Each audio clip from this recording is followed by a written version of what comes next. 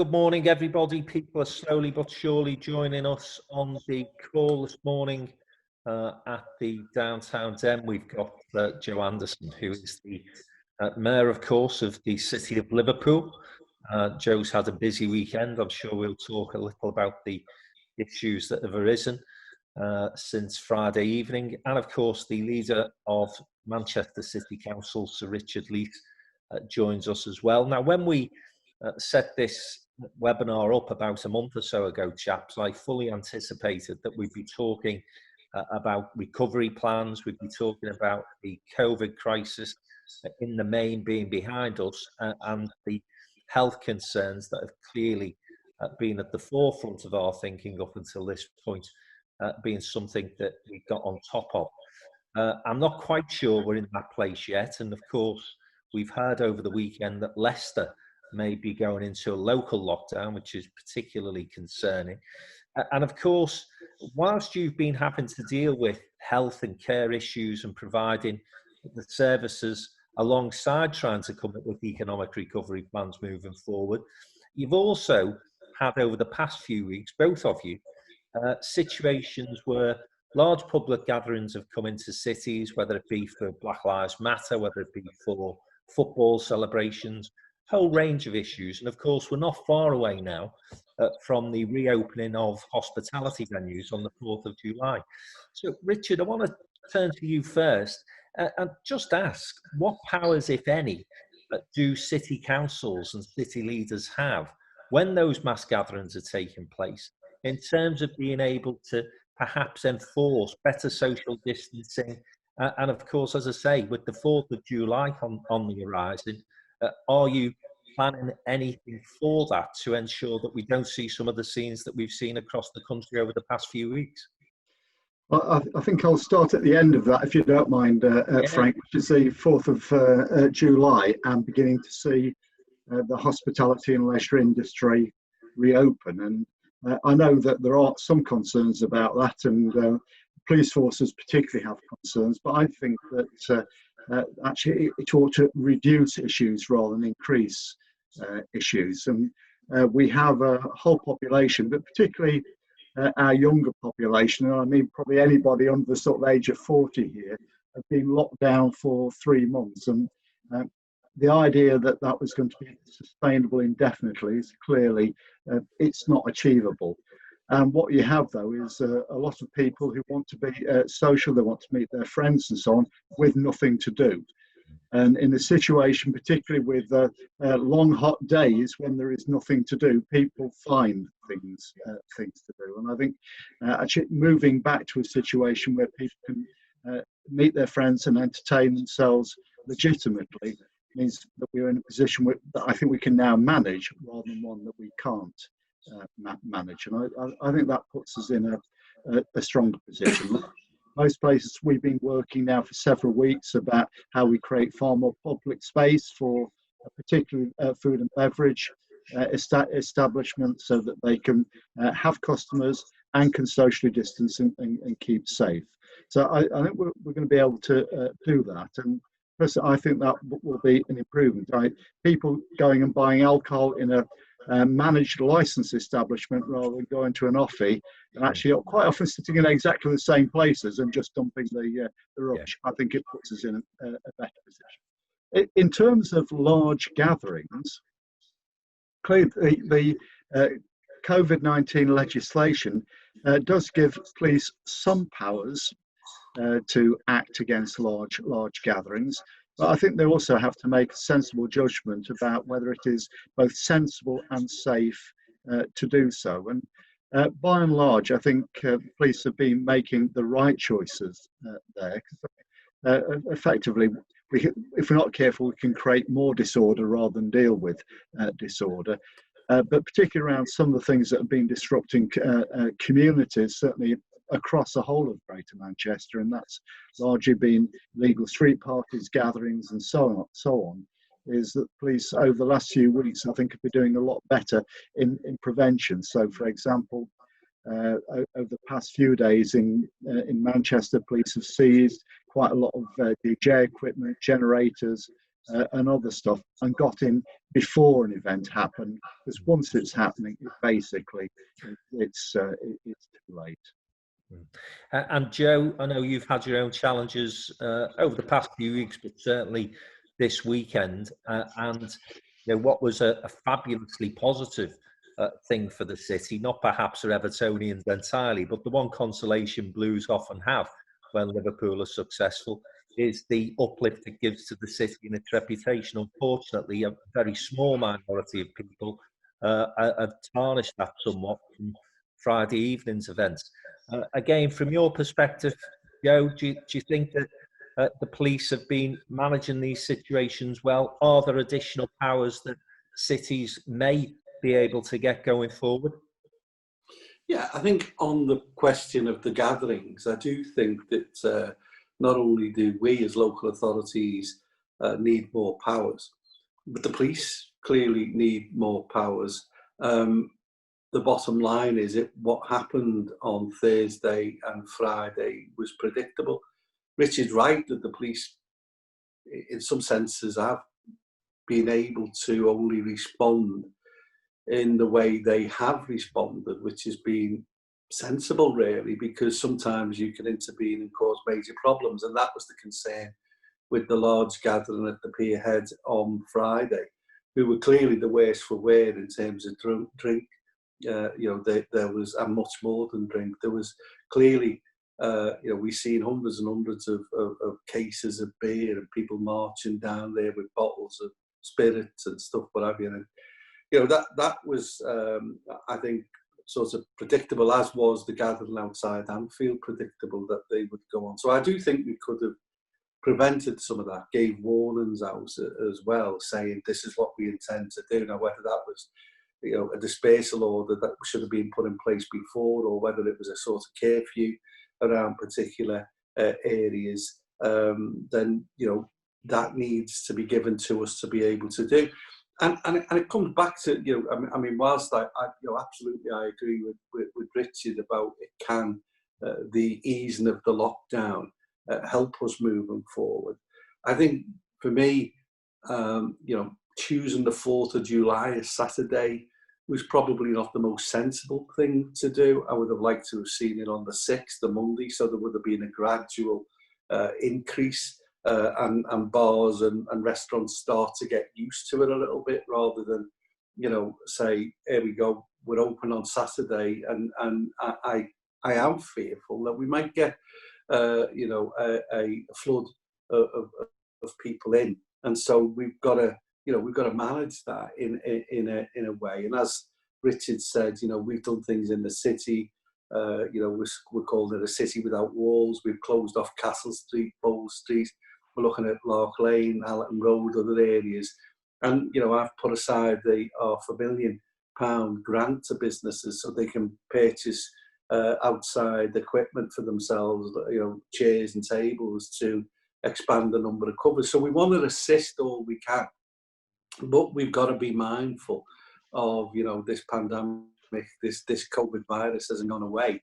And, what is happening in Leicester is a concern. And it comes back to the point that I keep making, is that local authorities need to be given the authority and the powers to be able to do local lockdowns in certain areas, whether it's, South Liverpool, North Liverpool, South Manchester, North Manchester, or wherever we feel with public health officials that it's necessary to do. And Richard, you will be mindful of the fact that, of course, whilst we're in lockdown, the economy, of course, is struggling. We've seen a 20%, perhaps 25% drop in economic output over the past month. And cities like Manchester are so vital to the economy moving forward. So getting that balance right between bringing people back into work and having those health concerns at the forefront of the mind, of course, is important. But where do we stand on that argument at this moment in time? Because my fear now, Richard, is we've been in lockdown for that long that if we don't come out of it soon, then forget about any economic bounce back. We'd be lucky to get back to the 80s. We're looking at the 30s scenario if we're not careful. Well, I want to echo something that Joe said, is that, indeed your introduction, Frank, is that COVID-19 hasn't gone away. There are still a significant number of new cases across the country every day. I think the death rates from COVID-19 has diminished greatly, which I suspect is because a lot of the most vulnerable people have probably, sadly, already been through the experience, but it is still very, very widespread. And that's one of the messages we have to keep delivering over and over and over again. And I can see Joe's got it right behind his head there, but we need to keep saying that. But at the same time, we know that poverty kills as well, deprivation kills. And I think we've now been for a while in a position where the economic damage caused by COVID-19 is going to cause far more premature death than the virus itself. And we have to get a balance right between those things. So I think we do need to get the economy functioning. The best way of doing that is, of course, trying to keep existing businesses, get them back up and running wherever they are. At the same time, and I'm sure we'll look at this a bit later, is that we're going to have to do a vast range of things to deal with what is going to be economic damage. I think over the next 3 to 5 years that there is not going to be a quick recovery. And I don't think we should be going back to total lockdowns, because I do think that the damage that will do is now greater than the damage of spikes in COVID-19.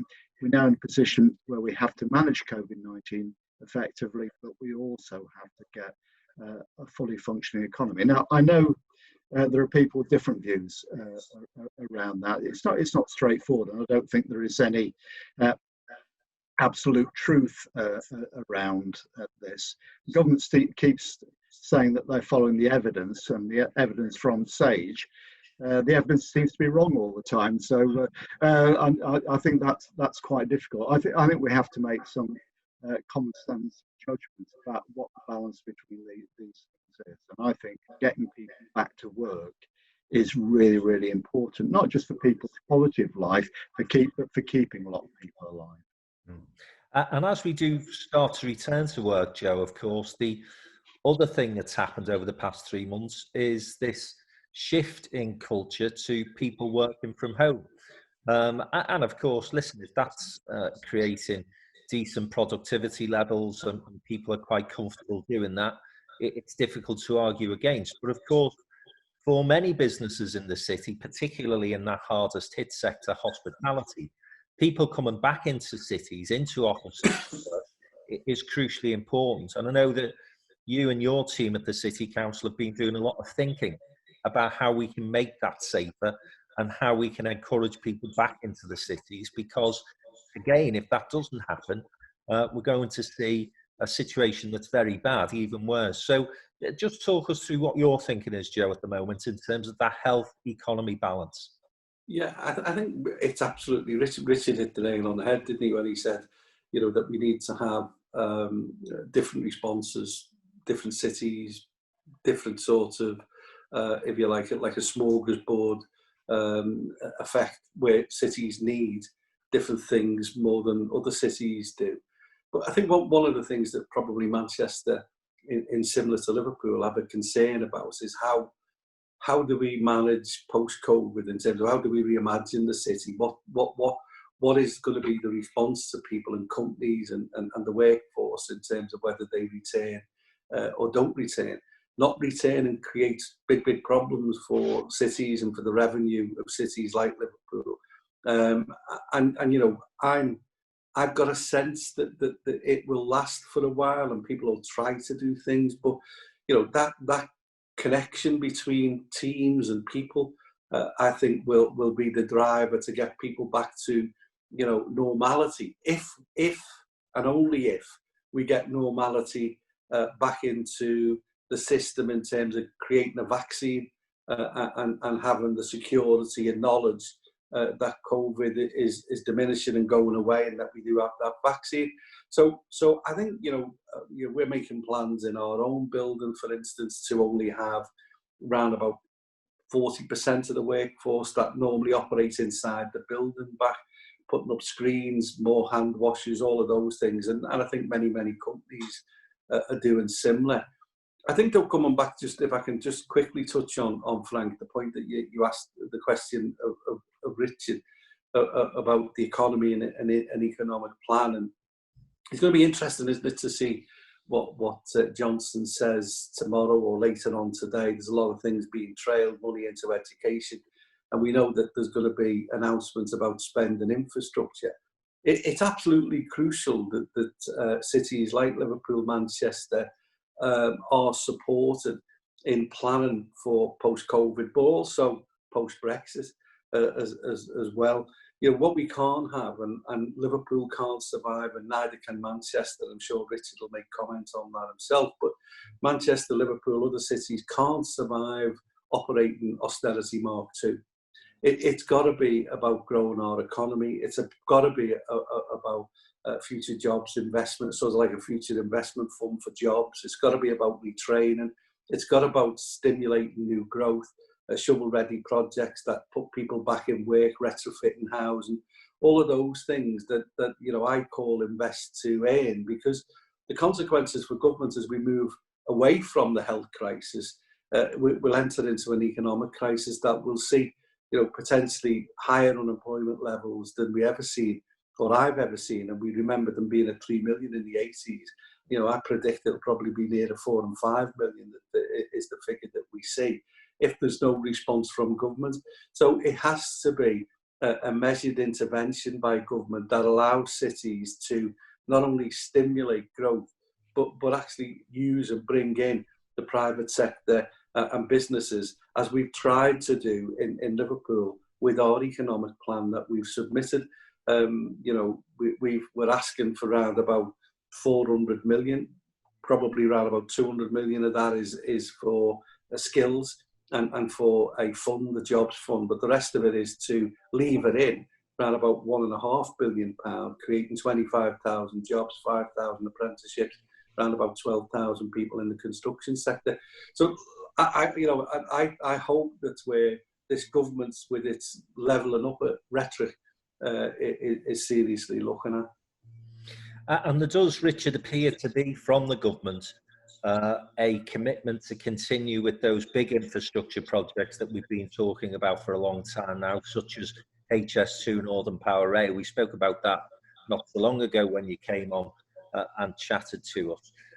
But we need a very ambitious and probably unprecedented, that word keeps getting used these days, doesn't it, sort of spending plan to help the economy get back on its feet. And like Liverpool, Manchester's working hard to put in place policies, ideas, initiatives that can help the city do that. Is the recovery plan that you guys are putting together, has that gone into government yet? Are those conversations already happening? Yeah. Well, Joe talked about a post-COVID world. It's that there might not be a post-COVID world, but there might not be a vaccine. This is something that could be with a very long period of time, and we have to adapt to that. And aside on people working from home, a lot of feedback we're getting from council staff is that whilst a lot of people want to maintain flexible working, but we also know that working from home has increased the amount of mental health problems that and isolation has increased the amount of mental health problems that some people have as well. So there are some real negatives around that. Manchester has been in discussions with government about our recovery plans. I think there are a number of elements for that. One applies to any place anywhere in the country. It is going to be local councils that are effectively going to drive and be the glue for recovery plans. And to do that is you need a viable local government. And throughout the country, councils, both Liverpool and Manchester now, we've had our top officials talking about the potential of a Section 114 notice, the inability to meet our statutory responsibilities, never mind drive recovery. And step one is that we do need to have stable local government finance in order to underpin recovery. We are expecting, I think, in the next 2 weeks, two big speeches, one from Prime Minister, which Joe's already referred to, and that's being trailed as saying that there will be no return to austerity. Well, I have to tell the Prime Minister we are still in austerity. What he needs to do is something to take us out of austerity first, and that will require substantial investment. Bearing in mind at the moment, I think the last gilt issue from government is that they were getting negative interest rates in real terms. So if they are going to borrow to invest, this is the time to do it. The next big speech we're expecting is from the Chancellor of the Exchequer, and that does need to be dealing with continued investment in infrastructure, the sort of big schemes that you were talking about, investment in housing, but also we are going to need a range of other more people-orientated measures. We are going to need possibly an even bigger investment in intermediate labour market type schemes, job creation schemes, if you like, enterprise support schemes, even bigger than what we had in previous recessions in the 70s, 80s, 90s. We are going to have a completely different skills system, and there needs to be a whole-scale reform of the apprenticeship levy, so it does go to where it's needed. We need to be able to support retraining at the expense of government, of people who've already developed one set of skills, now need a new set of skills. It has to be done on a completely different scale.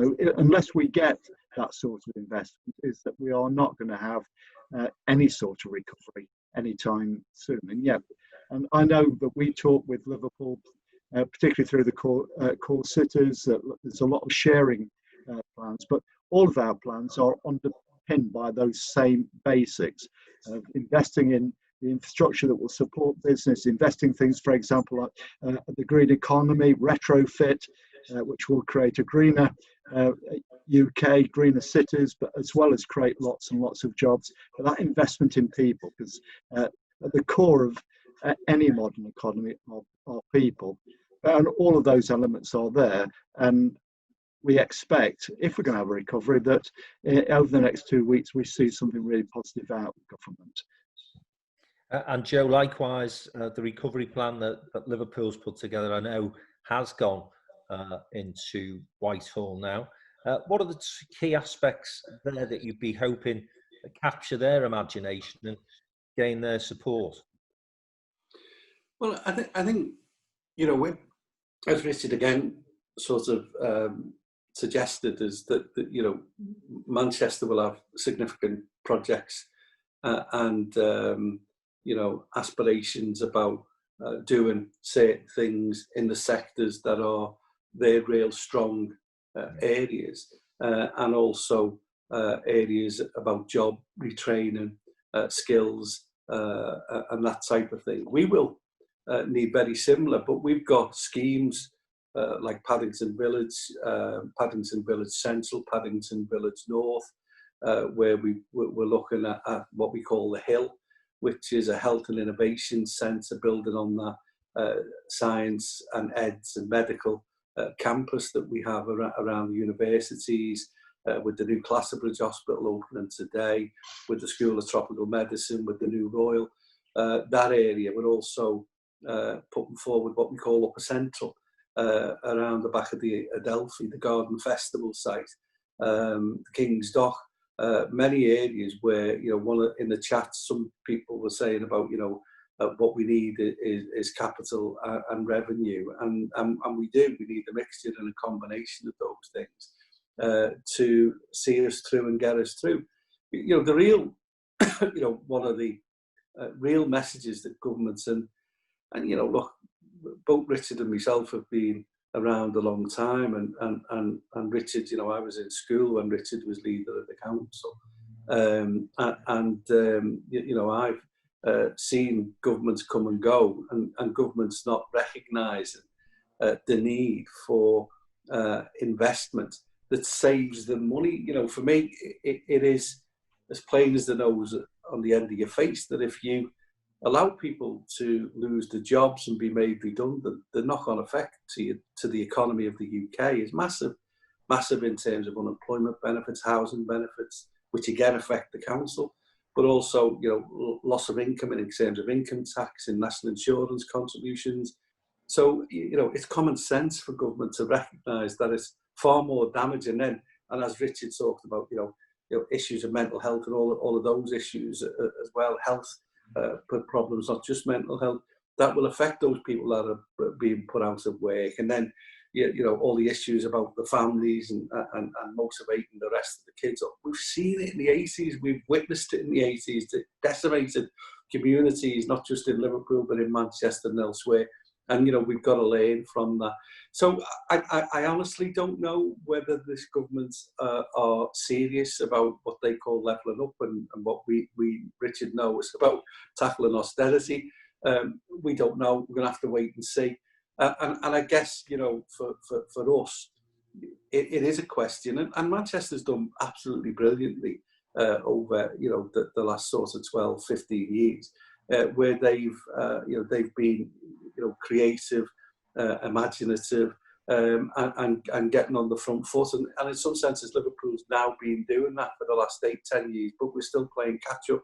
But we need, as Manchester needs, that stimulus, economic stimulus, for us to actually rescue from what is, everybody talks about the word unprecedented.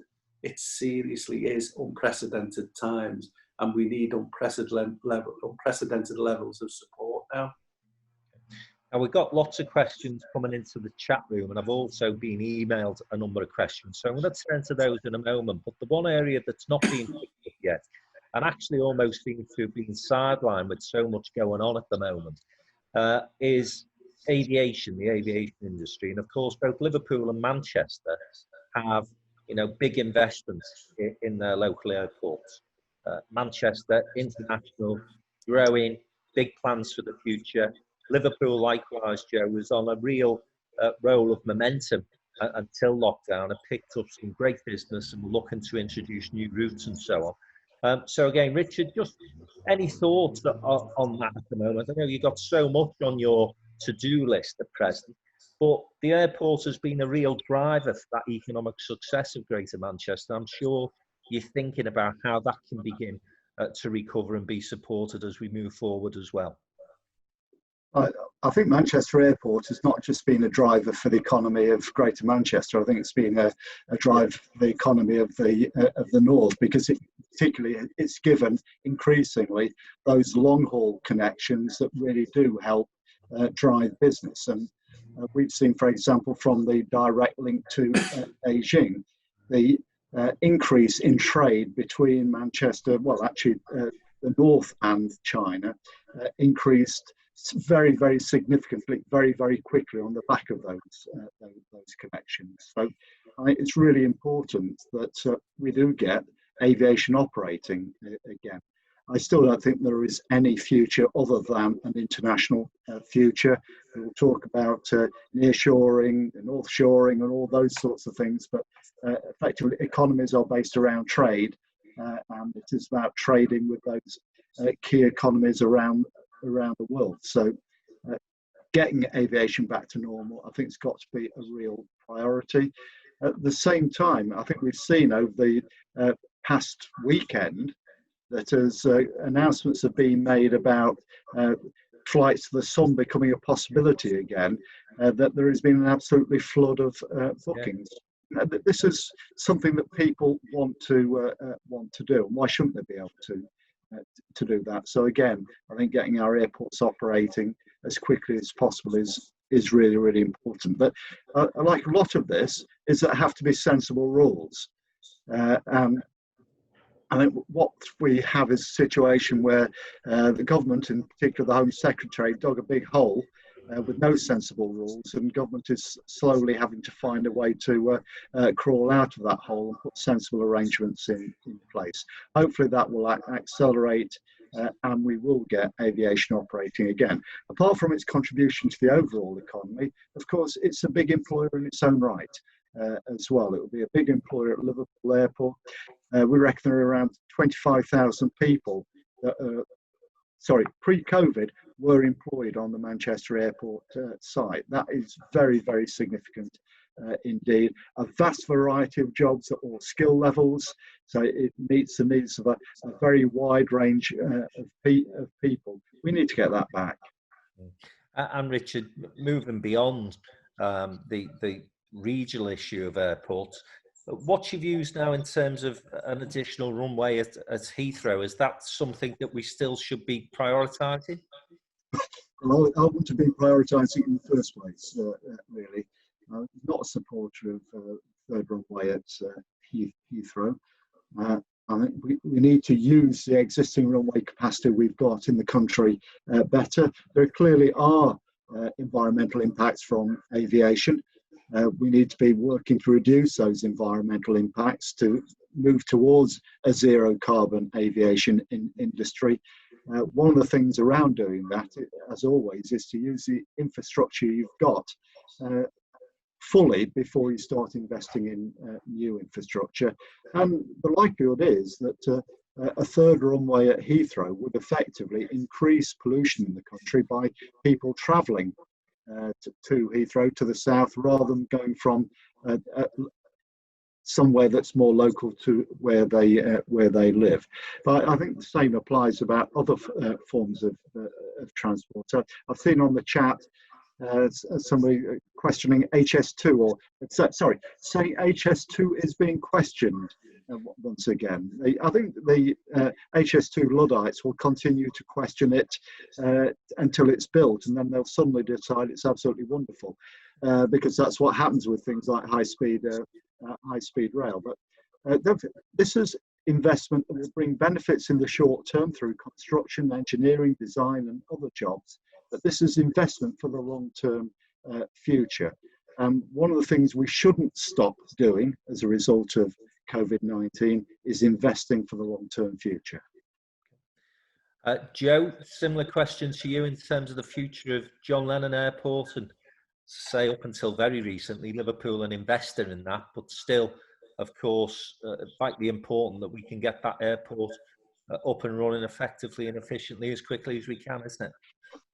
Yeah, I mean, look, there's absolutely nothing that I disagree with the comments Richard made. Absolutely spot on in all his comments. Liverpool's airport, John Lennon, was going from strength to strength.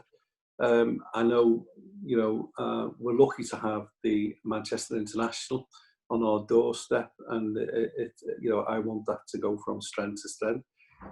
Richard and the Greater Manchester authorities have lost a lot of money as a result of COVID, and that funding is clearly going to have an impact on them. We're not in that situation, although we have a share in the airport, and we sold 50. We bought 21%, we sold 10%, and we made an £11 million profit on what we bought it with. So we're delighted with our investment there, and we want the airport to go from strength to strength. It really was going from strength to strength as a local airport, and we want that to continue. I'm just going to turn to a couple of the questions we've had in from our audience this morning, and one here from Tim Heatley at Capital and Centric. Joe, for you, how do the Littlewoods plans now fit into the regrowth of the city? A city council pushing the government to support Littlewoods and Paddington Village as priority projects. He says it'd be good opportunity for him to talk about why they're so important. So those two projects, you've already touched on Paddington Village, the Knowledge Quarter, Joe, but that Littlewoods initiative has been something that we've been working on in Liverpool for a long time now. Any further news on that? Well, yeah, I mean, Tim will recognise that progress has been slow with regard to that, because it's a quite a difficult, complex site in terms of the finance and the partnerships and the proposals that we were putting forward.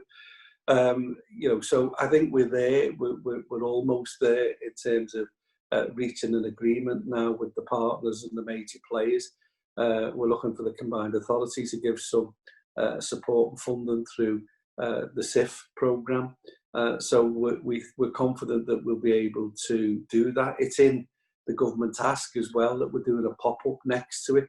So, pop-up studios and film studios. Liverpool is the second most filmed city outside of London. It's hugely important to us, and the universities working in that sector, and Tim and Capital Centric are still very much in play with the Littlewood site, but also what we do around that site. So I'm confident it will be again a huge player and a huge driver. We could have had a number of uses for that site, and retail uses for that site, but having the film studios there and stuff is going to be, high skill, high tech, good quality jobs, and also be a huge economic driver for the city. So we're plodding on with those, and we're confident that we should be able to start to deliver shortly, a couple of months, 3 months before we start working on that site. Okay, thanks, Joe. And here's a question to both of you, but I'll go to Richard first, if I may, from Paul Mann at Mace Group, talking about how cities are going to change in terms of public travel, social distancing, and work really on pedestrianisation and cycle to work options. And I know, Richard, that Manchester have been looking at this for a long time now, but has the crisis potentially accelerated the sort of initiatives and projects that you were looking to undertake?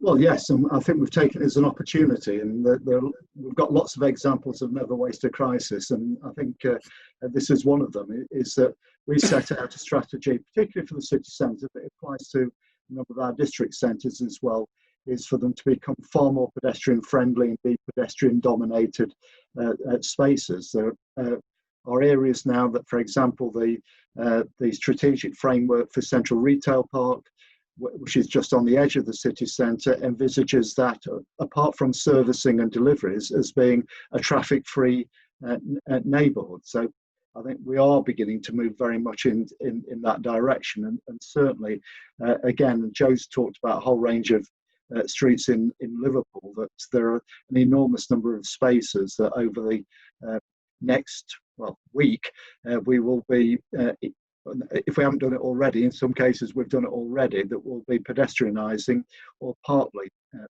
pedestrianising. Some of that, most of that, will probably become a permanent feature of the city centre. I'm not going to give absolutes about that, because clearly people still do need to be able to make delivery, they need to service where they live, we need to consider about access for disabled people, that public transport, we have to get public transport working something like normally again, because in fact for our city centres we need to transport not hundreds or a few thousand people, we need to transport tens of thousands of people, and mass transit is the only way of doing that, and we need to work through how we get mass transit operating.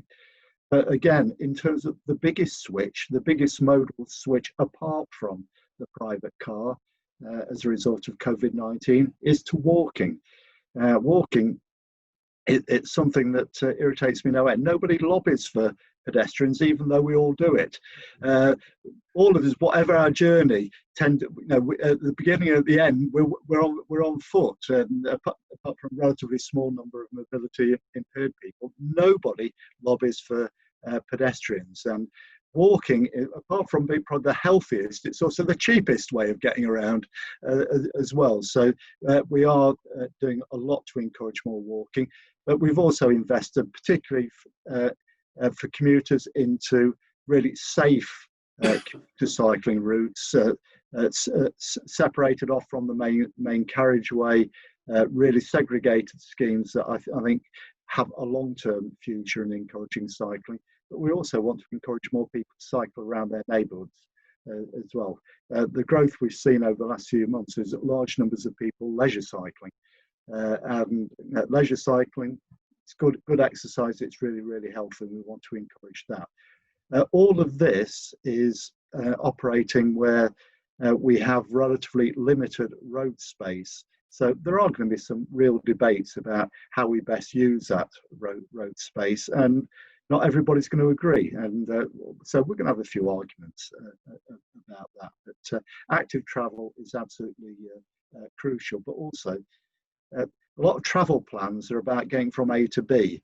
And what we want are travel plans that actually make what it's like being in between A and B just as important as getting from one to the other. The environment around that, and particularly in those places where we want people to gather. And cities have no future unless people can gather, at making those really good pedestrian-friendly spaces. And Joe, similarly, I know that you've been looking carefully at the shifts that can potentially take place, and as Richard has said, using the crisis as an opportunity to perhaps invest more than you'd anticipated in those sort of areas as well. Yeah, absolutely. Richard's just, I mean, look, let's move to the next question, because what Richard said is exactly the same for Liverpool. You know, and we will have, we'll piss off some people, no question of that, especially because people think car is king, and we've got to convince them that, sorry, you've got to share that space. We've got to, as Richard said about deliveries and stuff, we've got to make sure that's okay. But you know, the only thing I'd say on what Richard said is, if we look at the numbers of people who have contracted COVID and unfortunately have lost their lives, then the comorbidity issues of being overweight, respiratory problems, poor health in general, has all contributed to that. So, you know, removing the cars, our air quality in the city centre is being massively improved. You know, it's more safer around the city centre, and we've got to build on that. We've got to, you know, reimagine the city centre, and we've got to challenge the concept that the car is king. It isn't. And as Richard said, pedestrian cyclists, we've got to make it safe for them. Okay. Well, you've asked to go on to the next question, Joe, so I'll stick with you on this one. And it's from Paul Taylor, he's asking a question about coordinated approaches, which of course is important. He's also asking about the people focus that, of course, has been at the heart of much of what both Liverpool and Manchester have been about in terms of economic strategies and other strategies that have been adopted in recent times. But can I also sort of ask about the further coordination that will need to happen moving forward, and that's about that collaboration between Liverpool and Manchester, but also the north of England, because again, a great point, I've repeated this on a number of occasions now, that Roger Marsh made a few weeks ago now, is that often governments have seen the north of England as a problem that needs to be solved, and we really are a solution to the problems that the government now have. So I just want you to talk about that coordinated approach, I suppose at a regional level, because, Joe, you now work alongside a combined authority. It's important that there's coordination there. But perhaps that broader point as well about how we can cooperate across the north of England to get a better bang for our buck moving forward. Yeah, well, I mean, of course we do. I mean, you know, people who listen to me, not just joining, you know, the likes of your events and events that I've been to in Manchester for downtown and stuff, you know, hear me showing great respect for Richard Leese and what he's achieved in Greater Manchester. And, you know, we work together and work together with core cities. And, you know, we push the agenda for the cities as economic powerhouses and the economic hubs of the regions. You know, without, Greater Manchester is, the name's on the tin, it's Manchester. And it's the economic powerhouse of Greater Manchester, in the same way Liverpool is the economic, cultural, sport and hub of the city region. And so we push and challenge government whenever we get the opportunity. We work together. We also push and challenge government not only to give us more powers for the region, but also more powers as cities, because without those cities, as I said, we wouldn't have regions around them. So, you know, we do work together, and we do, you know, share the same, you know, aspirations. I want Manchester to grow and become strong, because I want the whole north to grow and to become strong, and that'll never change. You with regards to what we do within the city and about our people approach, I'm very passionate about inclusive growth, community wealth building, whatever people wish to call it. But that's to make sure that businesses and local businesses and also local people, benefit from what the things we ask for and what the things are we do. And that's why, in our submission, and it'll be similar to Richard's, and we've had this debate and discussion with core cities, a lot of the things that we've submitted are the things that Richard will submit in some of the other cities about retrofitting. Just an issue on the green agenda, round about 60%, 55 to 60% of the emissions that come into the environment, the atmosphere in Liverpool come from housing. Around about 70% of that comes from terraced poor housing. So we've got to retrofit, we've got to reduce our emissions by that, but it creates employment and job opportunities, and that's people focused.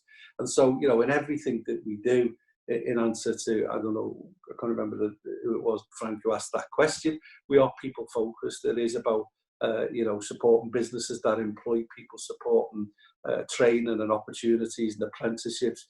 Richard talked before about the apprenticeship levy and the stuff. Every city sends massive amounts of money to central government that we have to pay as a council for the apprenticeship levy. We should be able to keep that, especially to support, for instance, the apprenticeships and training, and also to make sure that we do that in a way that targets some of the hard to reach communities. Incidentally, the Black Lives Matter issue and stuff, whatever. So we target BAME communities and do some work around that in terms of positive action. So all of those things are people focused, people centered approach that we have. Okay. And Richard, I know you've spoken often at our events about the importance of people being seen as the centre, the focus of all the things that Manchester does. Equally, I remember, I think it was the very week that the initial Devo Manc deal was announced. Seems not like yesterday when George Osborne was basically announcing that. And you answered a question about whether it was great for Manchester to sort of be the outlier and be out there on their own. I remember you saying very clearly that you needed and wanted many other cities and city regions in the north to adopt a similar approach, because that would mean a stronger Manchester moving forward, because that collaboration across the north was so important.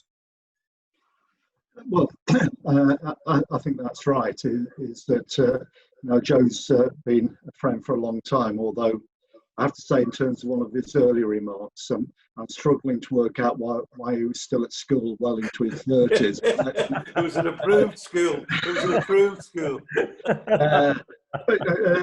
Judith in Leese is a friend, Susan in Bradford, Julie in Sheffield, Nick up in Newcastle, because it is really important for ourselves that we all succeed. That I think together that we will stimulate our own economies by being successful. Together we are stronger. I think we've demonstrated that in some of the campaigns we've run across the north of England. So we really do have, I think, a shared interest in working together. And it's also that through working together, we make ourselves less vulnerable to unnecessary centralised interference as well. That when Manchester was an outlier, its governance arrangements were far more vulnerable than they are now. It would be very difficult for any government to go back on where we've got to over the past 9 years now, because Liverpool, Sheffield, Bristol, Birmingham, soon Sheffield, Newcastle, all have similar arrangements, and they're all arrangements that came through a very much a bottom-up approach rather than a top-down approach. This was not imposed upon us. These were things that we chose to do because we believed they were in our own interest. And working together is absolutely essential. And again, just for the record, I did send Joe a text apologising for Manchester City's abysmal second half last week. So Yeah, we were all watching that with like this. So in terms of just last couple of questions to you guys. One specifically about Liverpool from Chris Bolland at Brock Carmichael, who's asking about progress with the cruise terminal, Joe. And I'll also tie that in with a question from Kevin Johnson to both of you, actually. Which city or region, UK or worldwide, do you look to for inspiration and guidance for your economic recovery plans? Interesting question. So, Joe, both of those points. Firstly, though, the cruise liner terminal. Yeah, we're determined to plod on with the cruise liner terminal. We are work is being done now with the harbour revision order.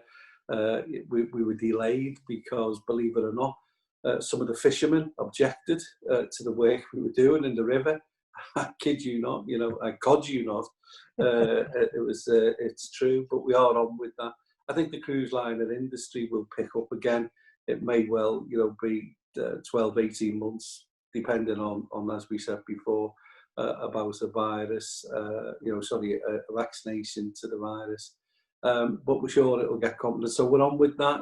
There's a huge hotel next to that. And we believe it will be hugely important for the city because each ship coming in brings in around about £1.2 million to the local economy. So it's important for us to do that, not just because of the brand of Liverpool, but for the economy. In relation to,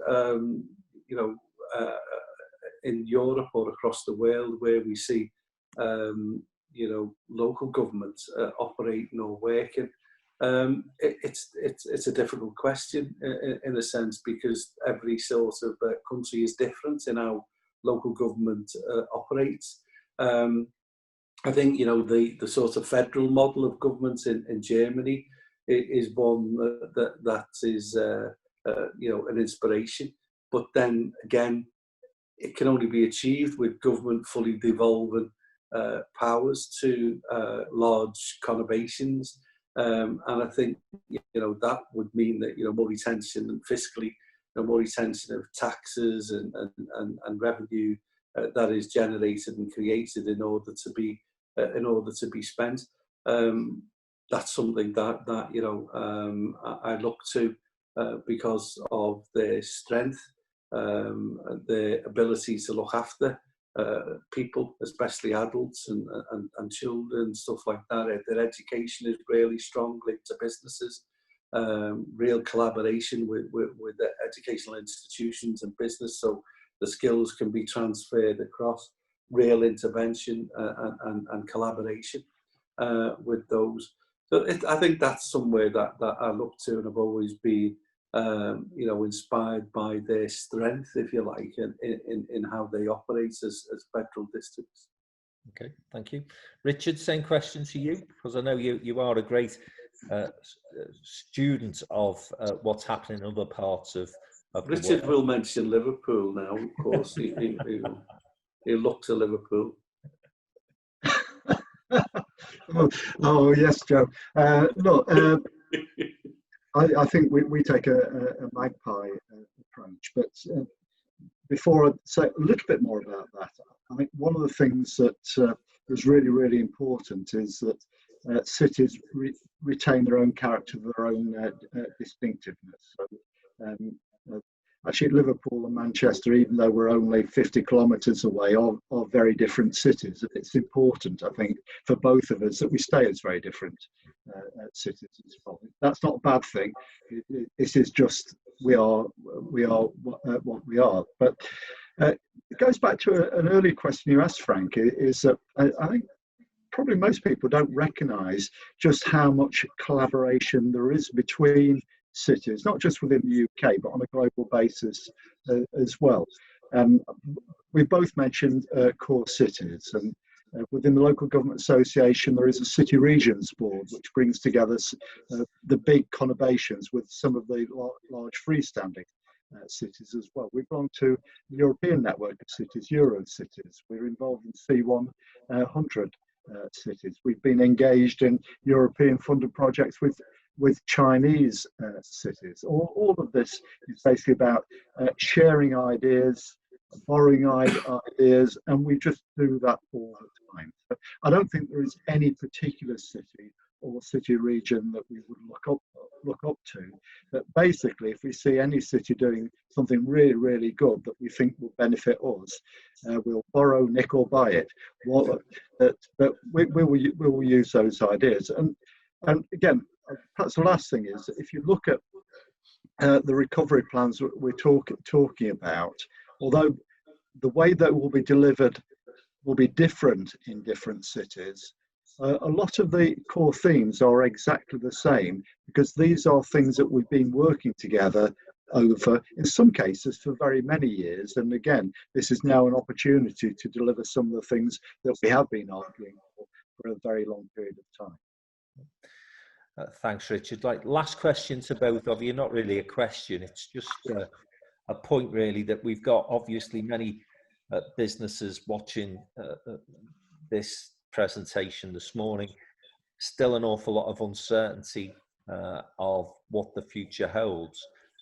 Just your personal messages to those business owners about, what their hopes, aspirations can be, and what the city councils in each respective city of Manchester and Liverpool will be doing moving forward. I know you've talked about some specifics, but a general wrap-up comment, I suppose, of the message you want to be sending out to businesses at this moment in time. Richard?